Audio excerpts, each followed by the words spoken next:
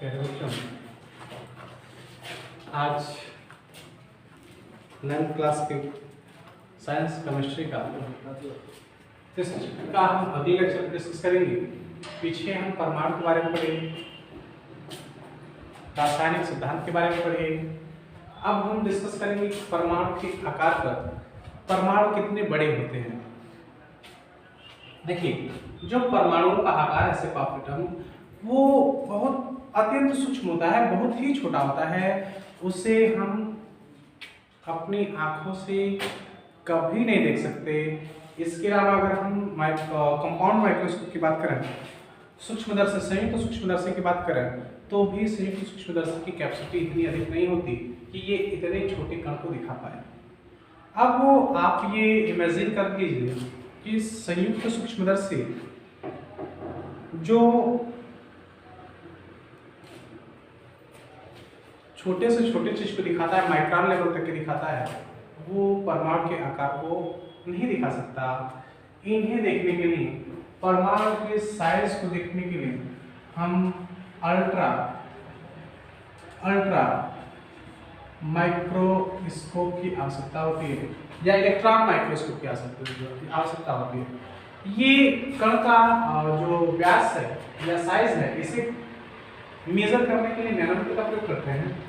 जैसे यहाँ दिया गया है कि जो परमाणु का साइज है वो 1 नैनोमीटर के बराबर होता है, और 1 नैनोमीटर बराबर 10⁻⁹ मीटर या 10⁻⁹ मीटर बराबर होता है 1 नैनोमीटर। अब 1 नैनोमीटर को आप ये इमेजिन करो कितना छोटा होगा। 1 मीटर दूरी आप जान रहे हो, 100 सेंटीमीटर को हम 1 मीटर बोलते हैं। अब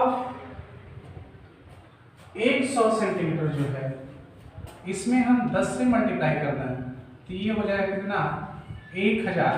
लेकिन सेंटीमीटर कन्वर्ट हो जाएगा किसमें, मिलीमीटर। सेंटीमीटर किसमें कन्वर्ट हो जाएगा, मिलीमीटर में। यानी कि 1 मीटर की 1000वें वाले सूक्ष्म अंश को हम क्या बोलते हैं, मिलीमीटर बोलते हैं। इसे हम अपने मीटर स्केल में देख पाते हो। अगर इसके हम इसका 10वां भाग कर दें, इसका बटा 10 कर दें, तो क्या होगा, यहाँ पे ऊपर माइनस के रूप में शून्य क्या होंगे, बढ़ते जाएंगे। मतलब अब यूनिट को ऐसे बढ़ा दें, अब क्या हो जाएगा 10 पावर ये कितना हो गया, 1 के पीछे 4 जीरो हो गया माइनस में, मीटर करते जा रहे हैं। यानी कि जब वो 1 मीटर का 1000वां भाग करते हैं तो क्या होता है, मिलीमीटर का 10वां भाग। 1 मिलीमीटर का 10वां जो भाग है वो 1 मीटर का 10,000वां भाग होता है। और इस छोटे भाग को आप नहीं देख पाओगे। यह पतला लाइन बहुत ही बारीक होगा, इसे देखना बहुत ही मुश्किल होता है। इसे हम या सूक्ष्मदर्शी की आवश्यकता पड़ेगी देखने के लिए। तो अभी तो यहाँ पे हमारा 10,000वां भाग है, जिसे देखना हमारे नग्न आंखों के लिए बहुत ही कठिन हो पाता है, लगभग अनविजिबल हो जाता है। लेकिन हम बात कर रहे हैं कितना, 10⁹ यानी कि 1 मीटर का 10 करोड़। इतनी छोटी यूनिट को हम कैसे देख पाएंगे, नहीं देख पाएंगे ना। तो सोचिए, ये जो परमाणु है ये एक्चुअल में कितना छोटा होगा। इसका मेजर इतना छोटा है कि इसका मेजर हम नैनोमीटर में कर रहे हैं, और इसका जो नाभिक है वो तो और छोटा होता है, इसका मेजर हम पिकोमीटर में करते हैं, या फिर उससे छोटी इकाइयां जो है उसमें करते हैं। अब अगर हम देखें सिंबल के बारे में कि जो तत्व हैं, परमाणु है, परमाणु के मिलने से तत्व बनते हैं, तो इन परमाणुओं को हम कैसे रिप्रेजेंट करते हैं, इनमें 2 धारणा पढ़ेंगे हम, एक आधुनिक और दूसरा प्राचीनतम। तो जो संकेत है प्राचीन वाला अगर हम देखें तो उसमें तत्वों को कैसे दर्शाया जाता है ये हमें सीखना है। कुछ संकेत हम यहाँ आपको दिखा रहे हैं। जैसे जो हाइड्रोजन है, यहाँ पे करते जा रहे हैं, ये हो गया हमारा प्रारंभिक संकेत। यहाँ पे तत्व का नाम, और यहाँ पर लिख रहे हैं आधुनिक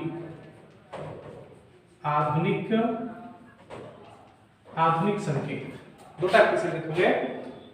अब नाम लिखते गए, एक पहला नाम हमने लिखा क्या, हाइड्रोजन। पहला नाम क्या है, हाइड्रोजन। हाइड्रोजन का प्रारंभिक संकेत क्या होगा और हाइड्रोजन का आधुनिक संकेत क्या होगा। क्या देखिए, प्रारंभिक संकेत में हम हाइड्रोजन को एक ऐसे छोटे गोले के अंदर एक छोटा गोला बना के लिखते थे। प्रारंभ में हाइड्रोजन को इस रूप में जाना जाता था। अब हाइड्रोजन को किस रूप में लिखते हैं, हाइड्रोजन के अंग्रेजी वर्णमाला का पहला अक्षर H से शुरू होता है, उसी को उसके संकेत के रूप में प्रयोग करते हैं, कैपिटल H। दूसरा एक हम लिए फास्फोरस, हाइड्रोजन के बाद एक कंपाउंड लिया, एक तत्व लिया क्या, फास्फोरस। देखिए फास्फोरस को पहले कैसे दर्शाया जाता प्राचीन संकेत में, तो फास्फोरस का जो पुराना सांकेतिक कोड है वो ये है, इस रूप से फास्फोरस को पहले दर्शाया जाता था। लेकिन अब फास्फोरस का पहला अल्फाबेट लेते हैं P, क्योंकि फास्फोरस को PH से स्टार्ट करते हैं, फास्फोरस, इसलिए P का पहला अक्षर P।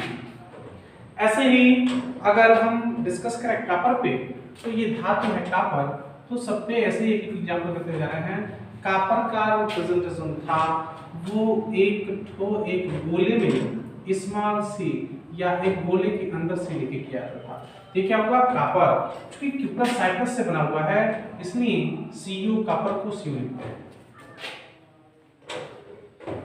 जो कॉपर है ये साइप्रस ग्रीक वर्ड से बना है और कॉपर Cu से CuPP याद रखते हैं, इसलिए कॉपर का Cu लिखे।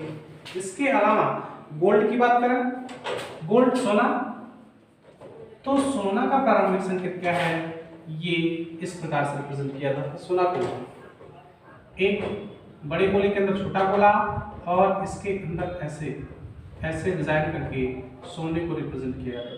ये क्या है, सोने का संकेत। लेकिन अब सोना गोल्ड को लिखते हैं क्या, Au। Ag चांदी होता है, Au सोना होता है। इसके साथ साथ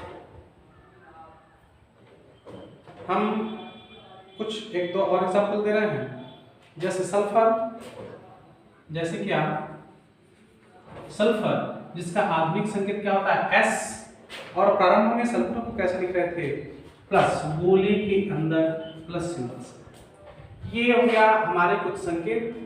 आपके बुक में इस एक सीरीज को थोड़ा और बढ़ा के किया गया है, लेकिन देखिए जो तत्व हैं, परमाणु के जो तत्व हैं, परमाणु से बने हुए जो तत्व हैं, उन परमाणुओं को या उन तत्वों को प्रारंभ में इनपुट से समझा जाता था और आधुनिक संकेत उसके ये हैं। कुछ आधुनिक संकेत में कुछ ऐसे भी तत्व हैं, यहाँ पे आपको मिल रहा है क्या कि जो आधुनिक संकेत हैं ये केवल उनके फर्स्ट अल्फाबेट से ही स्टार्ट हो रहे हैं, लेकिन आपको आगे जब जाओगे अगली क्लास में तो आपको मिलेगा, जैसे कि यहाँ पे हम करते जा रहे हैं कुछ कंपाउंड, जैसे कि नाइट्रोजन है, नाइट्रोजन का पहला अल्फाबेट N से शुरू हुआ तो N लिखेंगे, N लिखते भी हैं। लेकिन यहाँ पे यदि निकिल की बात करें तो निकिल भी कहाँ से स्टार्ट हो रहा है, N से स्टार्ट हो रहा है। यदि संकेत में N लिखें, सिर्फ लिख रहे हैं क्या N, तो अगर हम सिर्फ पहले अल्फाबेट निकिल का भी एक ही लिखते, नाइट्रोजन का भी बस एक ही अल्फाबेट N लिखते, तो आप कैसे जानते हैं कौन निकिल है कौन नाइट्रोजन है, नहीं जान पाते ना, क्योंकि यही नाइट्रोजन यही निकिल, अंतर नहीं कर पाते, इसलिए दोनों में डिफरेंट हो, इसलिए निकिल का लास्ट, चूंकि नाइट्रोजन पहले आता है इसलिए नाइट्रोजन का पहला अल्फाबेट यूज किए, N, निकिल बाद में आता है तो इसके दो अल्फाबेट, पहला कैपिटलाइज लिखिए और दूसरा कैसा लिखिए, छोटा कर दिए। सिमिलर ऐसे एक और कंपाउंड है हमारे पास, कार्बन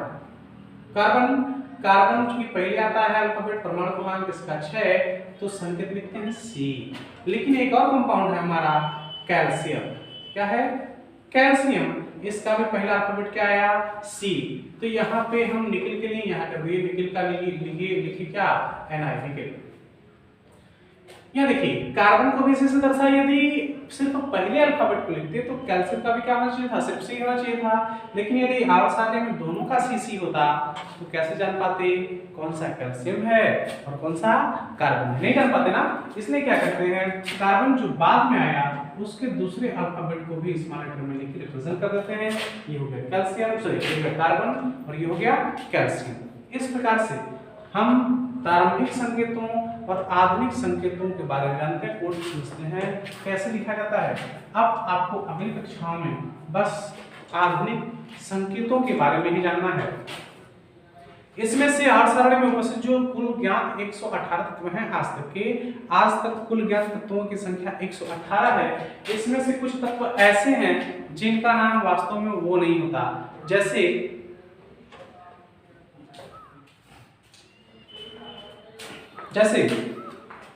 पोटेशियम है। पोटेशियम को पी से स्टार्ट करते हैं, पोटेशियम कहाँ से स्टार्ट करते हैं? पी से, लेकिन इसका कोड क्या होता है? के। पोटेशियम हो गया क्या? के, और नाम क्या है? पोटेशियम। ठीक ऐसे ही आयरन है, आयरन यानी कि लोहा। इसका क्या होना चाहिए था? आई होना चाहिए था, लेकिन इसे लिखते हैं क्या? Fe। देखिए इसके पीछे का कारण क्या है? Fe, फेरस का Fe, आई क्यों नहीं लिखते? क्योंकि आयोडीन को आई लिखते हैं, आयोडीन का क्या लिखते हैं? आई लिखते हैं। आयरन का Fe क्यों लिखते हैं? ये देखिए Fe जो है ये ग्रीक टर्मिनोलॉजी फेरस के मिलने से बना हुआ है। ये फेरस का पहला अल्फाबेट ले ली क्या? Fe, यही इसका हो गया संकेत। सिर्फ यदि F लिखते तो ये हो जाएगा फ्लोरीन, क्योंकि लोहे से पहले फ्लोरीन आता है और फ्लोरीन के संकेत को पहले फिक्स कर दिया गया था क्या? Capital F। इसलिए जब लोहा आया फेरस तो इसकी ग्रीक वर्ड का पहला और दूसरा Fe लिखे, हो गया फेरस। ऐसे कई और तत्व हैं जिनका नाम का स्टार्टिंग तो होता कुछ और से है, लेकिन एक्चुअल में जो रिप्रेजेंट करते हैं वो आता कहीं और से है। तो जितने भी ऐसे नाम आपको मिल रहे हैं जिनका नाम कुछ और बोला जा रहा है और संकेत कुछ और हैं, वो संकेत वास्तव में उनके लैटिन नाम से आते हैं, ग्रीक वर्ड से आते हैं। चलिए आगे हम डिस्कस करेंगे परमाणु क्रमांक और परमाणु द्रव्यमान पे। परमाणु क्रमांक क्या होता है और परमाणु द्रव्यमान या परमाणु भार क्या होता है?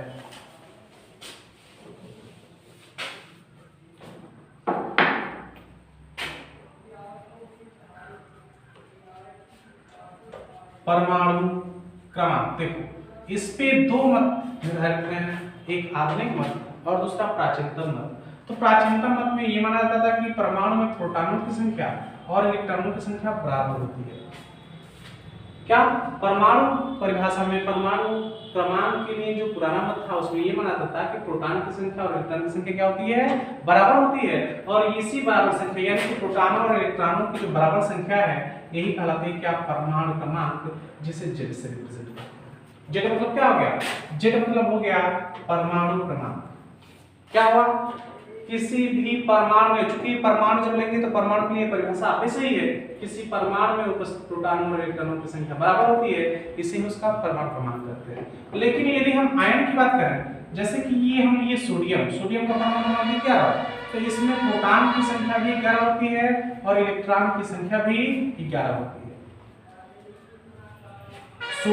सिर्फ सोडियम हो तो उसमें क्या? प्रोटॉन की संख्या भी 11 और इलेक्ट्रॉन की संख्या भी 11। लेकिन धातु है सोडियम या इलेक्ट्रॉन देखता है, ध्यान रखना है कि ये सोडियम क्या करता है? एक इलेक्ट्रॉन रिलीज किया और बना दिया क्या?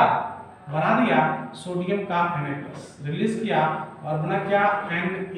ऐसे करने से देखो क्या हो रहा है, अब एक इलेक्ट्रॉन रिलीज किया यानी कि यहां से एक इलेक्ट्रॉन बाहर निकल गया, तब इलेक्ट्रॉन की संख्या हो गई 10, लेकिन प्रोटॉन में कोई परिवर्तन नहीं, तो प्रोटॉन की संख्या 11 का 11 हो गया। इलेक्ट्रॉन सोडियम में पहले 11 इलेक्ट्रॉन था, लेकिन अब सोडियम ने क्या किया? इलेक्ट्रॉन रिलीज कर दिया, इसलिए इलेक्ट्रॉन की संख्या हो गई कितनी? 10। प्रोटॉन की संख्या 11, इलेक्ट्रॉन की संख्या 10। चूंकि प्रोटॉन एक धन चार्ज अधिक है इसलिए सोडियम पे आ गया धन चार्ज। अब यह देखिए, अब अगर कोई पूछे कि सोडियम धनायन का परमाणु क्रमांक कितना होगा, तो बड़ा आज इजीली हम आंसर दे सकते हैं। यहाँ सोडियम पे भी प्रोटॉन की संख्या 11 थी और सोडियम प्लस में भी प्रोटॉन की संख्या कितनी है? 11 है। इसी को देखते हुए आधुनिक परिभाषा आया कि किसी भी परमाणु या आयन में, ये परमाणु है ये आयन है, परमाणु में प्रोटॉन और इलेक्ट्रॉन की संख्या बराबर होती है, लेकिन आयन में प्रोटॉन और इलेक्ट्रॉन की संख्या कभी बराबर नहीं होती। इसलिए आधुनिक परिभाषा क्या आया कि जिस भी परमाणु या आयन में जितने प्रोटॉन होंगे वही उसका परमाणु क्रमांक होगा। तो प्रोटॉनों की संख्या को, परमाणु या आयन में उपस्थित प्रोटॉनों की संख्या को उसका परमाणु क्रमांक कहते हैं। इसमें लिख सकते हैं Z = P। यानी कि Z परमाणु क्रमांक है, P प्रोटॉनों की संख्या है, तो किसी भी परमाणु या आयन में उपस्थित प्रोटॉनों की संख्या को उसका परमाणु क्रमांक कहते हैं। परमाणु क्रमांक को सदैव नीचे पैर के पास रखते हैं तत्वों की। दूसरा क्या हुआ, परमाणु द्रव्यमान।